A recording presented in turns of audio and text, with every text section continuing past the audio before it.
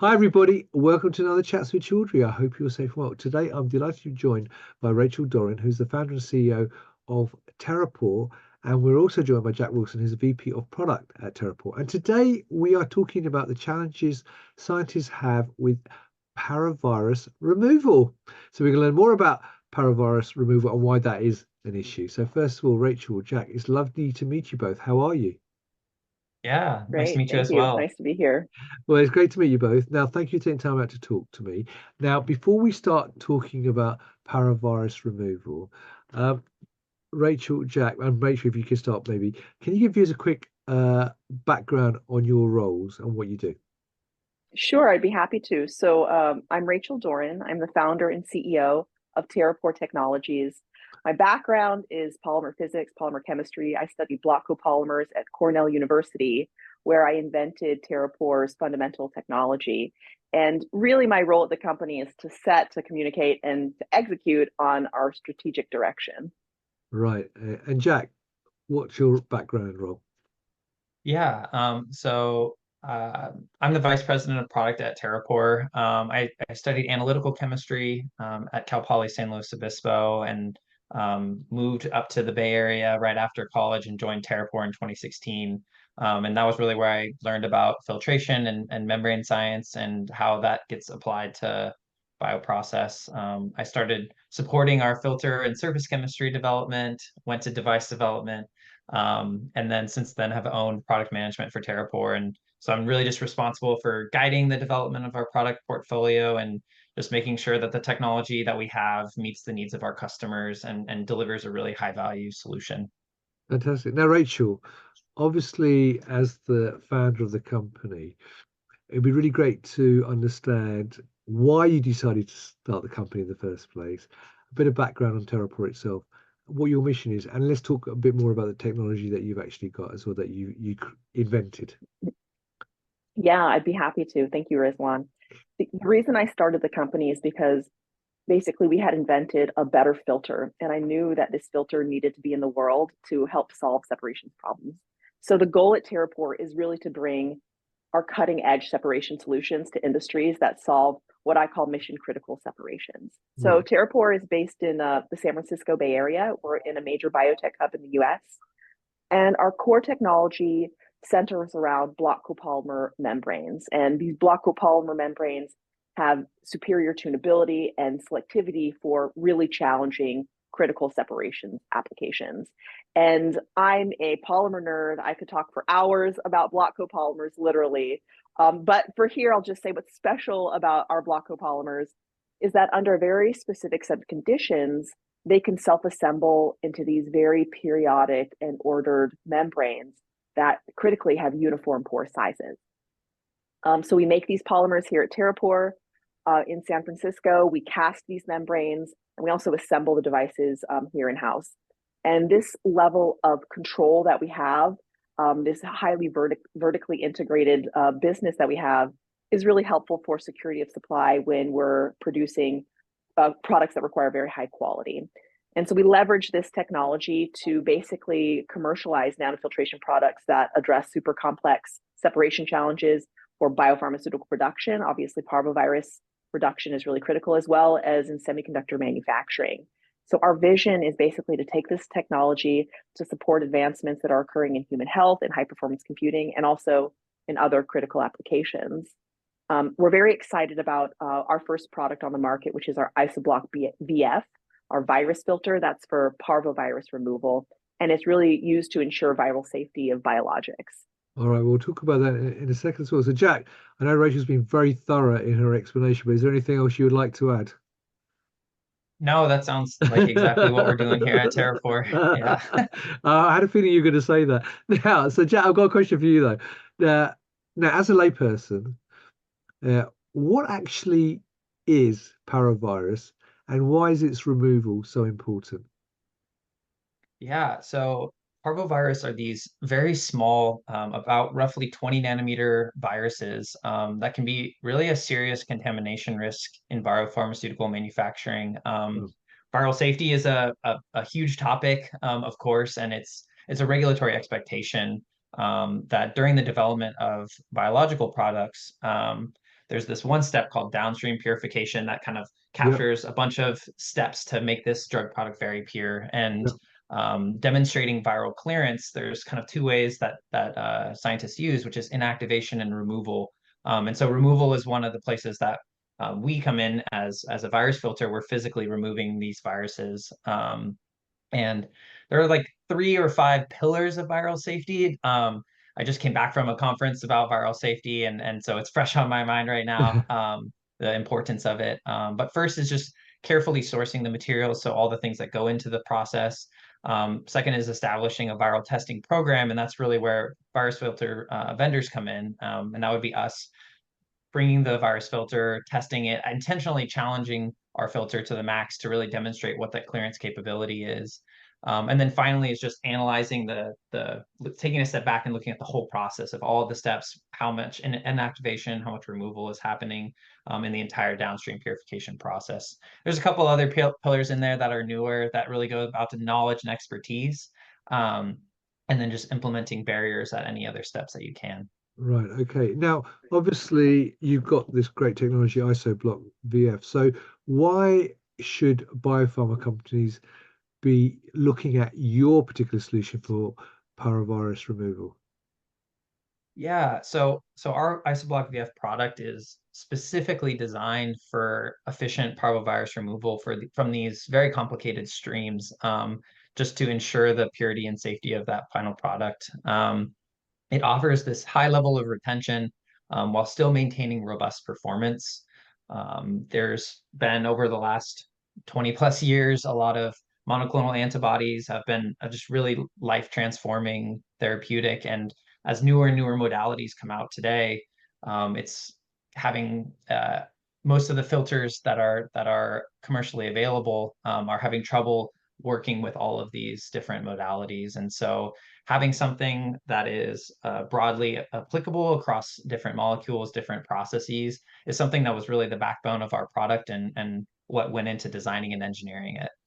Fine. And Rachel, anything to add to what Jack said? I would just highlight how excited we are that the IsoBlock really has the opportunity to help our customers accelerate the path to market for their therapeutics and really get them to patients as quickly as possible. Right. Okay. Now, Rachel, I've got a question for you though. You mentioned supply chain a bit earlier. So, obviously, there has been a lot of disruption to product supply chain over the last few years, particularly since the pandemic. So, how is TeraPore addressing this issue with the IsoBlock VF?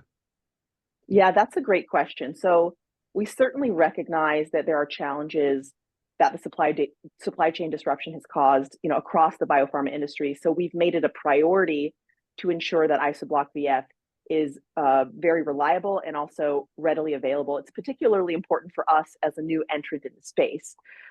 So despite the fact that we are a new entrant, we have one key advantage, which is we fabricate all of our critical raw materials in-house here in California. And we have full control over our key materials in our supply chain, which helps us to enhance our reliability. Right. And Jack, anything to add to that? Yeah, I guess I would just say that our technology is designed really with the customer in mind up front, just to integrate seamlessly into their existing processes. So just ease of use wherever possible, all the same fittings, connectors, formats, just so that it is the most plug and play into their existing infrastructure. And as Rachel was mentioning, just the time to get into the clinic is really, really critical and important, to minimize that time. And so what we hope to is provide a product that is what, as she said, available to allow customers to deliver these therapeutics quickly and safely. And one question that's come into my head though, which you talked about supply chain and availability, is that how widely available is it? So in terms of customer bases, is it just North America that you focus on in terms of making it available to, or is it available wider afield? Yeah, so right now we were focusing particularly on the North American companies, Right. but we have had discussions and talks with teams all over the world, and plan to expand globally. I would say right now we're starting to work with some distributors to help us out, to kind of get all the way to the customer. But primarily right now we're able to provide a high level of service for North America and look to expand that out to the global market. Brilliant. And you mentioned the launch of the product. So what have been the key drivers behind the IsoBlock VF Stack product launch? Yeah, I think I'll take this one. Yeah, the number one request from scientists, as I spent time in labs across the country during the early stage development, was having consistent platformable performance. This is kind of a concept of if I can use this product across a bunch of different molecules, processes, if it's highly platformable, it's something that I can leverage as we go to newer, as they go to newer and newer molecules and have to change conditions. And so that growing need for reliability across that, especially with the urgent emergence, as I said, about novel modalities, bispecific antibodies, FC fusion proteins, IgG4s, heavy chain variants, mAb fragments. There's just a ton of innovation going on in the biologics space. And so we really wanted to engineer a product that has broad compatibility and consistent performance in an easy to use format, just something that's very familiar because the raw material is something that is new, but it's something that we want everyone to be very comfortable with. So doing our homework on making sure it meets all the requirements of the quality teams. It's really an exciting journey for me, and I'm sure for Rachel as well. But just seeing these self-assembled membranes make it into the patients or into, sorry, excuse me, into the laboratories for these process development teams is really exciting because we're really seeing our performance, high parvovirus retention, high throughput of the therapeutic protein, and just making these viral safety teams empowered to deliver these therapeutics faster and more efficiently. The stack device, specifically, as you mentioned, that's really meeting the needs of full-scale manufacturing. So Right. typically in the process, it starts with a small scale to really understand what the performance of the filter and compatibility is. But then as the production grows and ramps up, being able to scale with their process. We're really excited to be launching this stack device because it's going to enable them to take this product all the way to full-scale manufacturing. So yeah, it's going to be offered in 0.5 square meter modules, which is something that is typically used today for full flexibility. And we're getting some good feedback on the design already. Brilliant. Rachel, anything to add to that? No, it was great. Good.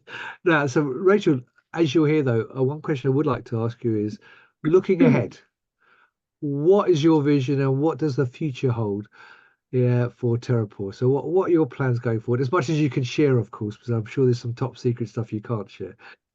Yeah, I mean, TeraPore is always an exciting place, and we're excited about our future.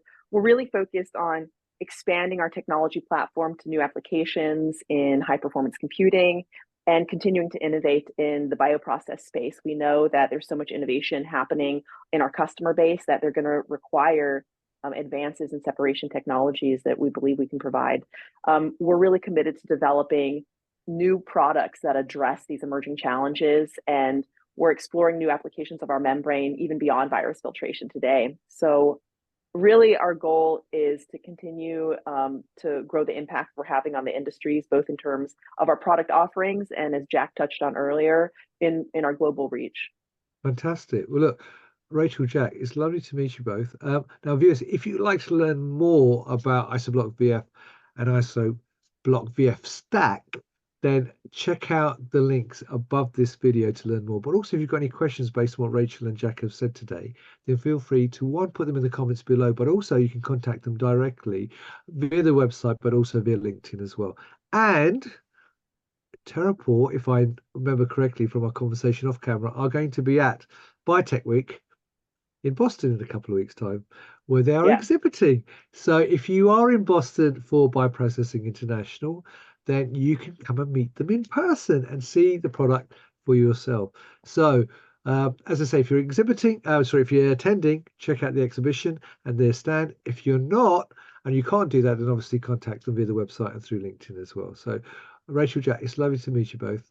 Good luck with the product launch. I hope it goes very, very well. And thank you for your time. So viewers, thank you for watching. I hope you found that interesting.